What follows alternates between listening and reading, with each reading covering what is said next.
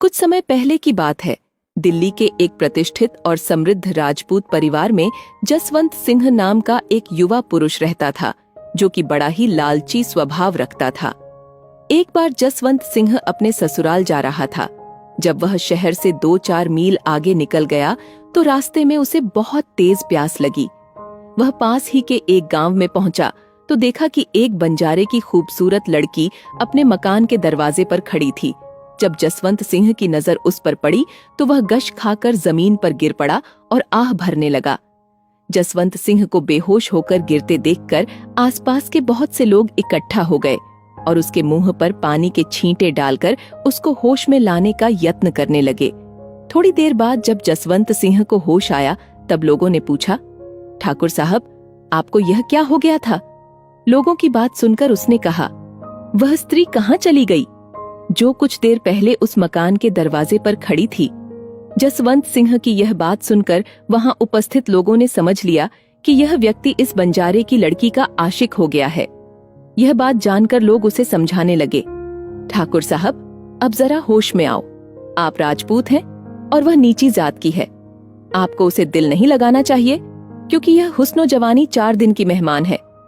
लोगों की बात सुनकर आह भरते हुए जसवंत सिंह बोला, मुझे दीन ईमान से कुछ काम नहीं है। जब तक यह चांद से मुखड़े वाली मेरे साथ ब्याही ना जाएगी तब तक मैं अपना जीना मुश्किल समझता हूँ।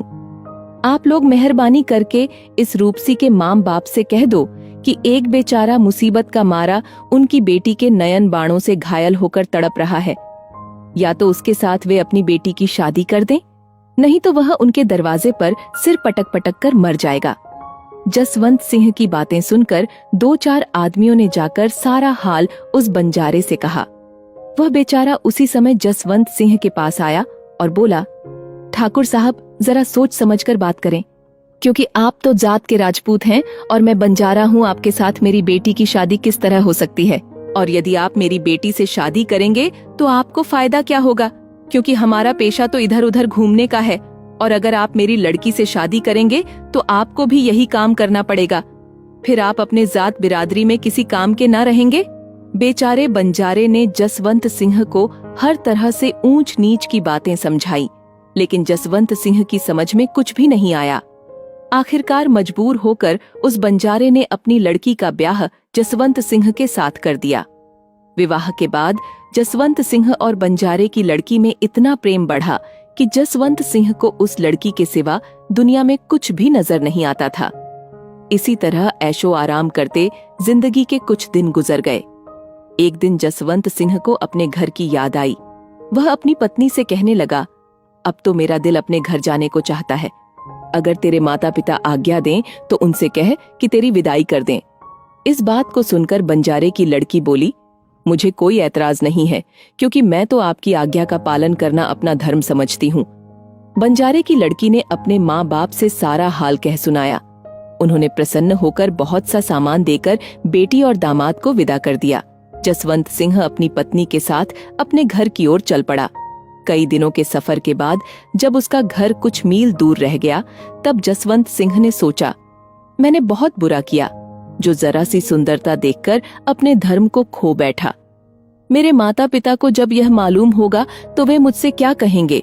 इससे तो अच्छा है कि इसका कत्ल करके यहीं किसी कुएं में डाल दूं। कम से कम मेरा परिवार मुझ पर लज्जित तो नहीं होगा। फिर रात को जब वह सो गई तो जसवंत सिंह ने उसे छुरी से घायल करके कुएं में डाल दिया और सब जेवर व सामान लेकर अपने घर की ओर चल पड़ा। जब वह घर पहुंचा तो उसके माँ बाप ने पूछा, हम तो तेरी ही फिक्र में थे, तू इतने दिन से कहाँ था? जसवंत सिंह ने कहा, मुझे रास्ते में एक अमीर आदमी ने अपने साथ व्यापार करने का मौका दिया था। अब मैं उससे आज्ञा लेकर ही यहाँ आया हूँ। बेटे की बात सुनकर माँ बाप दोनों बहुत खुश हुए। जसवंत सिंह मन ही मन सोचने लगा, खैर सब ठीक हो गया। लेकिन जब जसवंत सिंह ने अपनी पत्नी को घायल करके कुएं में डाल दिया था तब ईश्वर की कृपा से पानी की ठंडक पाकर उसकी पत्नी को होश आ गया और उसने कुएं की जंजीर पकड़ ली। इत्तेफाक से एक पथिक पानी पीने के लिए वहां आ गया। उसने जैसे ही कुएं में डोल डाला वैसे ही उस स्त्री ने वह डोल पकड़ लिया और चिल्लाई, बचाओ, रक्षा करो। पथिक ने कुएं में नीचे देखा, एक घायल स्त्री डोल पकड़े हुए है। उसने उससे पूछा, आप कौन हैं?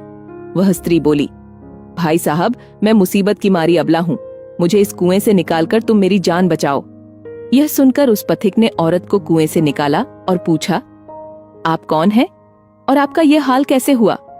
उस औरत ने बताया, मैं और मेरा पति अपने घर जा रहे थे। अचानक डाकुओं ने हमें घेरकर हमारा माल व सामान लूट लिया तथा मुझे घायल करके इस कुएं में डाल गए। यह सब सुनकर पथिक को उस पर बड़ी दया आई। उसने रास्ते की कई विपत्तियां सहकर उसको उसके माँ बाप के पास पहुंचा दिया। माँ बाप ने जब अपनी भूखी प्यासी घायल लड़की को देखा तो बेहद परेशान हुए और बेटी को सीने से लगाकर पूछा, बेटी, तेरा यह हाल कैसे हुआ? हमें बता। उस पतिव्रता स्त्री ने अपने पति के कुकर्म को छुपाकर अपने माँ बाप से कहा, रास्ते में डाकुओं ने हमला करके हमारा सारा माल लूट लिया और मुझे जख्मी करके कुएं में डालकर भाग गए। मेरे पति का क्या हुआ? मुझे मालूम नहीं। ये बात सुनकर उसके बाप ने समझाया, बेटी, ईश्वर को याद कर उसे धन्यवाद दे। जिसने तेरी जान बचाई वही तेरे पति को भी तुझसे मिला देगा। थोड़े ही दिनों में भगवान की कृपा से वह बंजार बिल्कुल भली चंगी हो गई। कुछ समय बाद जब जसवंत सिंह को वापस आए हुए 2-4 महीने हो गए और वह सारा माल बेचकर खा गया। खर्चे की तंगी होने लगी तो वह सोचने लगा कि पैसे तो खत्म हो गए, अब उस बंजारे के पास चलना चाहिए और उससे कहना चाहिए कि तुम्हारी बेटी को लड़का हुआ है, तो यह शुभ समाचार सुनकर वह कुछ रुपया पैसा अवश्य ही देगा। यह सोचकर वह अपनी ससुराल पहुंच गया तो उसने देखा कि झोपड़ी के बाहर बंजारे की वही लड़की अर्थात उसकी पत्नी चारपाई पर बैठी है। जब उसकी पत्नी की नजर उस पर पड़ी और दोनों की आंखें मिली तो जसवंत का चेहरा पीला पड़ गया। वह डर के मारे कांप उठा और सोचने लगा, यह तो बहुत बुरा हुआ जो मैं यहाँ आ गया, अब तो इसका बाप मुझे जिंदा नहीं छोड़ेगा। उसे घबराया हुआ देखकर उसकी पत्नी उसके पास आई और बोली, बेईमान निट्ठर राजपूत, आज तक मैंने तेरी करतूत को अपने माता पिता पर या किसी दूसरे पर जाहिर नहीं किया है। मेरे लिए तो तू मेरा पति परमेश्वर है। तू अपने दिल में जो चाहे समझ। पत्नी की बातें सुनकर जसवंत सिंह बहुत शर्मिंदा हुआ। वह अपनी पत्नी से कहने लगा, जो कुछ हुआ है उसके लिए मुझे माफ कर दे। बंजारे की लड़की ने कहा, अच्छा पहले भीतर चलो। उसकी बात मानकर जब जसवंत सिंह अंदर आया तो सास ससुर ने उसे सीने से लगा लिया। कहने लगे, धन्य है परमात्मा जिसने इतने दिनों के बाद तेरी सूरत दिखाई। उन्होंने जसवंत से और भी बहुत सी बातें की और उसका बड़ा आदर सम्मान किया। जब फिर इसी तरह उसके ऐशो आराम में कुछ दिन गुजर गए तो जसवंत सिंह ने अपनी पत्नी से कहा, अब तो मेरा दिल यहाँ नहीं लगता, अपने शहर की ओर चलना चाहिए। बंजारे की लड़की ने यह सुनकर उससे कहा, मुझे तो तुम्हारे साथ चलने में कोई ऐतराज नहीं है, मगर सोच लो कि कहीं तुम पहले की तरह धोखा तो नहीं दोगे। यह सुनकर जसवंत सिंह बोला, मैं परमात्मा की कसम खाकर कहता हूँ कि अब ऐसा कुछ भी नहीं होगा। तब बंजारे की लड़की ने अपने माँ बाप से विदाई मांगी तो उन्होंने बहुत सा माल और जेवर देकर बेटी को विदा कर दिया। जसवंत सिंह खुशी खुशी मस्त होकर चल दिया और जब एक जंगल में पहुंचा तो उसने अपनी पत्नी को छुरी से घायल करके उस जंगल में फेंक दिया और सारा माल लेकर अपने घर की ओर रवाना हो गया।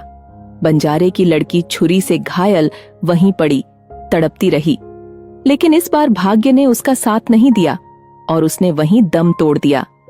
यह कहानी हमें यह संदेश देती है कि यदि कोई व्यक्ति एक बार विश्वासघात कर सकता है तो उस पर दोबारा विश्वास करना हमारी मूर्खता दर्शाता है।